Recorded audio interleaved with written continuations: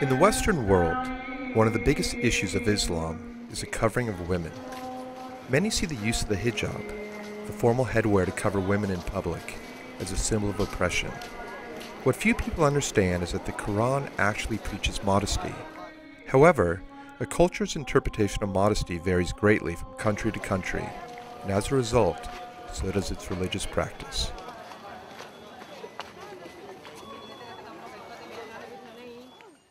There tends to be a misconception because a lot of these women are quite powerful in their own way.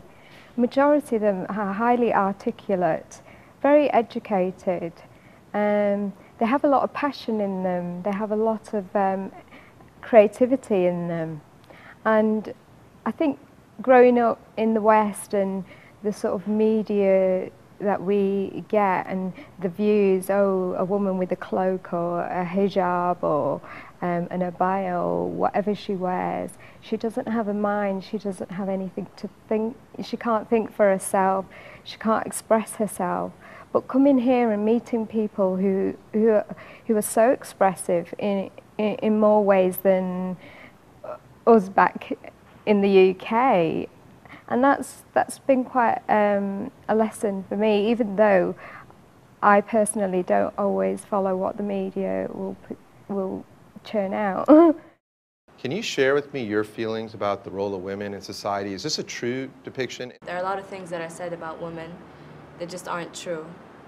Like we're oppressed and we don't have any rights. I mean, okay, it's different from other countries, that's true, and we don't deny that, but the ways of the past aren't like it is today. I mean, we do have our rights and we are appreciated and we're not taken for granted. People outside think that a woman has no say or no rights in Islam. Well, actually, she has most of the rights than men. And this is the most thing we want people to know. In the pre-Islamic times, they used to bury the girls alive. They used to think that they're not worth keeping, and that they would give us, they would give us too much trouble. So Islam actually came and gave women the right to live, and they gave women the right to to inherit. To inherit, and they gave women the right to own their property. They really raised the status of women. Let me ask you a question though, because I think there's a misunderstanding, and I just want to clarify this. Hijab. That's a cultural choice. That's not put in the Quran, if I'm correct, or under Islam. That's more cultural, correct? Hijab is Islam. What verse in the Quran does it say that? It is here where we begin to see how culture shapes the role of religious doctrine in a given society. In Jordan, women do not have to cover themselves completely. In Saudi Arabia, they do. It starts وَقَلْ لِبَنَاتِكَ وَأَزْوَاجِكَ. Tell your daughters and your mother and your wife and all women the women to cover their faces or their hair. Cover their hair. Cover their hair? And this area. It's just the face and the gloves. The gloves and the big, this is the abaya, the big one over the head and all that. That's cultural. That's cultural. Right? Yeah.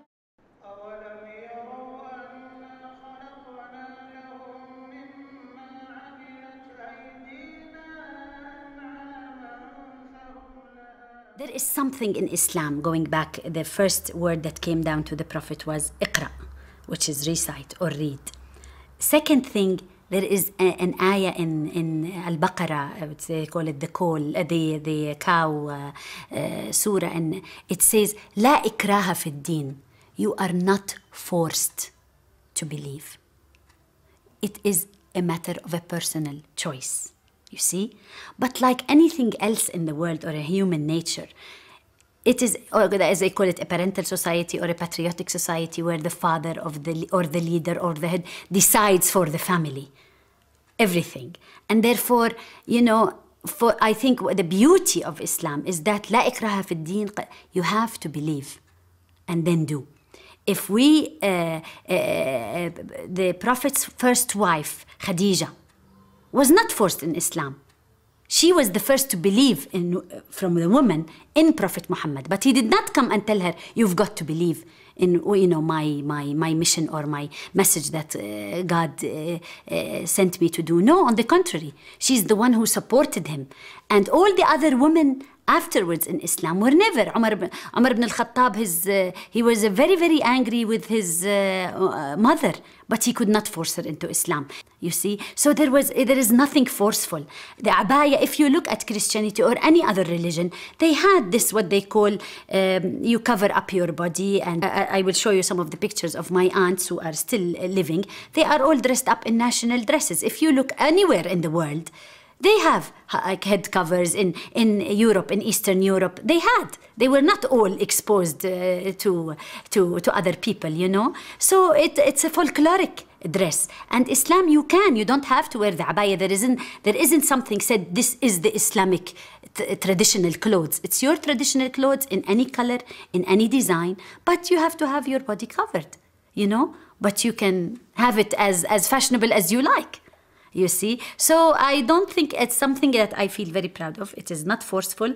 It is a personal choice.